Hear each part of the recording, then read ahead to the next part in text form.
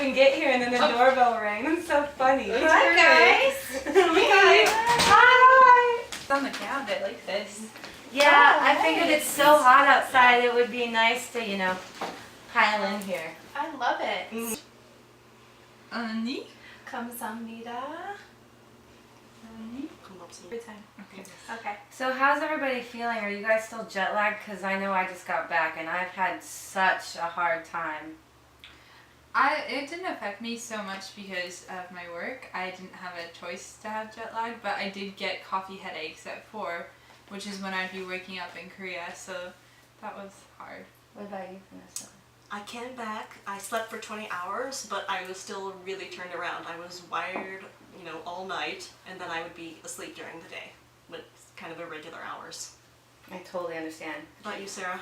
So when I came back, I had been traveling for 3 days because I went to LA and had a day layover in LA. So when I got home, I would sleep in the daytime and be wide awake at night, and that lasted for about 8 days. Wow. Yeah. That's a long time. For me, it's been so hard, because I work split shifts and I have just such a strange schedule to begin with here in the States.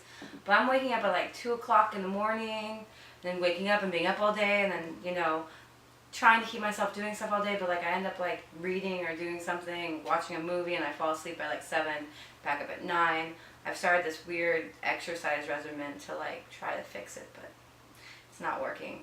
And it's been really weird because I've been going through reverse culture shock, where when I first got back I was really glad to be home and so happy to see my friends and family, but then certain things even etiquette, how people hand me items, talking to people, I don't know. I've missed Korea a lot, more than I thought I would. What did you go through, pretty lady? Well, this is my second year. You guys know that. So I was prepared more than last year. So I'd say the only culture shock for me was getting used to the Wando food, which I don't think I'll ever get used to the Wando food. It's just the food, the weird, mysterious meat.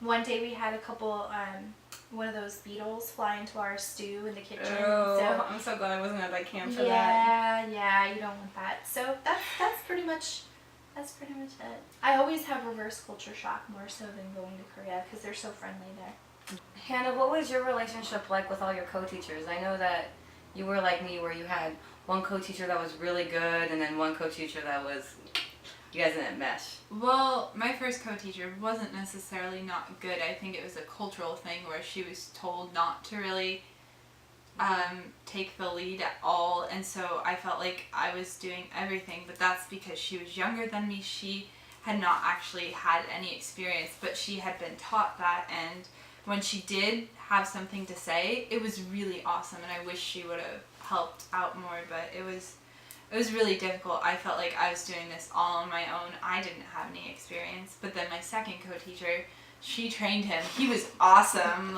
We just had an awesome time. We spent time lesson planning, and it was really good. I went through a very similar experience where my first co-teacher he was male, and I was quite a bit older than him, and he was really intimidated by me, and I'm such a Western woman, and I always am reminded of this when I travel, and so we just never were able to be on the same playing field, and I got to the point where I literally had to explain to him what to do, and it started turning into this acting in the classroom where I was okay, in order to get him comfortable teaching, I have to give him this piece, but he's got to have this set dialogue, and then I have to teach around him. And that was really hard. But my second co-teacher, she's a dominant female like myself, and she and I were amazing. I did activities, and that was a little rough sometimes. Is that hard doing activities for because one of them was sleeping. John was sleeping most of the time when we were planning, during our planning sessions. And Trisha was really amazing, but we were not always on the same page. There's a lot of drama. She changed her mind a lot on the games, the style of games. But at the end of the day, we worked it out. How would I prepare for this trip next time? Yeah. I'm sure the second time around, like You'll you be more you prepared. feel better about it. Mhm. No matter what anyone told me in orientation, there's no way I could have emotionally and physically prepared for what I went through. You know, like I followed the checklist. You know, I bought all the things that were suggested and some of the things I felt like I didn't need to buy. And that, you know, like I've worked overseas, I've taught English overseas, but this was really like high stress, like there were high stakes. Both of the camps I worked at were closed campus, so we weren't allowed to leave. And I don't know, I felt like I was pulling 14 and 15-hour days. I remember at the end of like teaching till 9:30 at night, whether it was like doing activities or, you know, building skits, then we'd have to go have a meeting, you know, Yeah. at 10 o'clock at night. Mhm. And sometimes this would last till 11, and I have to be up at 6 or 7 when like the cattle call alarm goes off, you know, where you can't understand what anybody's saying and they're On the telling you intercom. it's time to eat.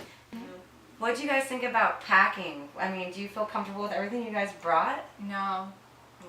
You know. No, I I feel can like never my be prepared. clothes, the clothes that I brought were not what I wanted to bring at all. I realized that very soon, and I only brought one dress, and for me, that's like a big deal. I thought it just wouldn't be practical to be wearing a dress, but that was wrong. I feel like dresses actually are pretty practical, They're especially comfortable. they're Yeah. comfortable and They're they're professional. not hot. Yeah, and then you feel like you're a teacher, and I think for me that would have been better because a lot of times I felt like my students were like more well dressed than I was. Yeah. What about you? You've Never pack jeans because when you wash them in Korea, there's usually no dryer, so you hang them up to hang dry. But the jeans absorb so much water that it kind of gets this like doesn't always feel clean.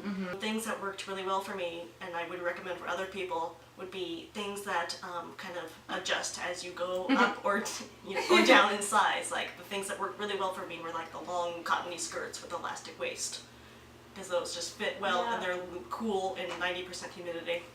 I think clothing was a really important thing to think about.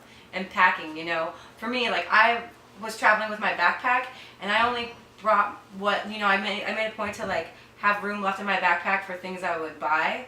And it was comfortable and it fit on my back, and I knew that I was going to be traveling to other countries.